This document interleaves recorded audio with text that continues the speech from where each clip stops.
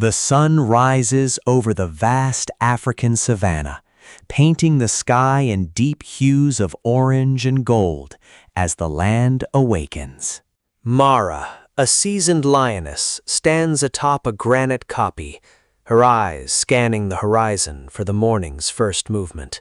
Hidden safely in the dense tall grass, 3 tiny cubs wait for their mother's signal, their spots still visible against their fur. The cubs engage in a playful tumble, practicing the skills they will one day need to survive in the harsh wilderness. As the heat of the day intensifies, the horizon shimmers with a heat haze, signaling the peak of the dry season.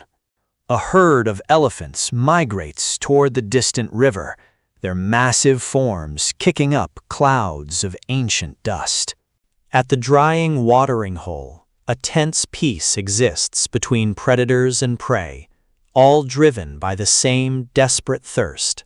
High above, vultures circle in slow, patient loops, waiting for the inevitable toll of the drought. Under the silver light of a full moon, Mara begins her hunt, moving like a ghost through the shadows. She targets a lone gazelle, her muscles tensing as she prepares for the explosive burst of speed. The chase is a blur of motion, a primal dance of life and death across the dark plains. Success brings life to the pride.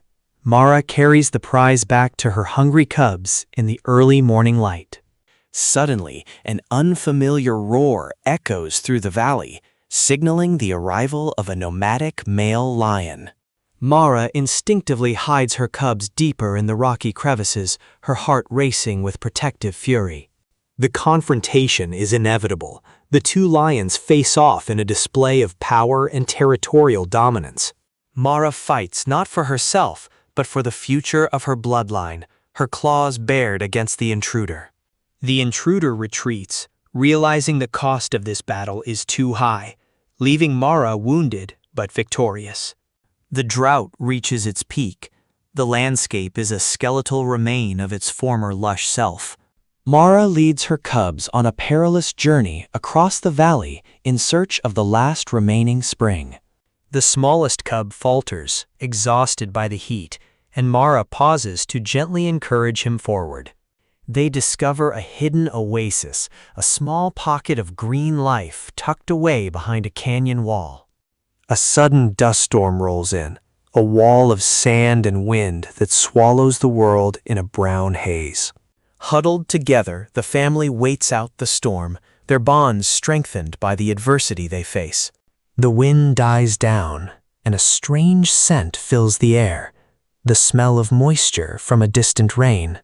The first drops of rain fall, turning the dust into mud and bringing the promise of rebirth. The sky opens up, and a torrential downpour transforms the dry valley into a rushing river of life.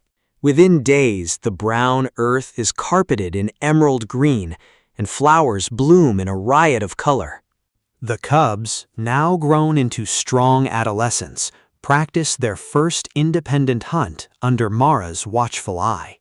The cycle of life continues as the pride thrives in the land of plenty once again. As the sun sets, the echoes of the wild remind us of the resilience of nature and the power of a mother's love.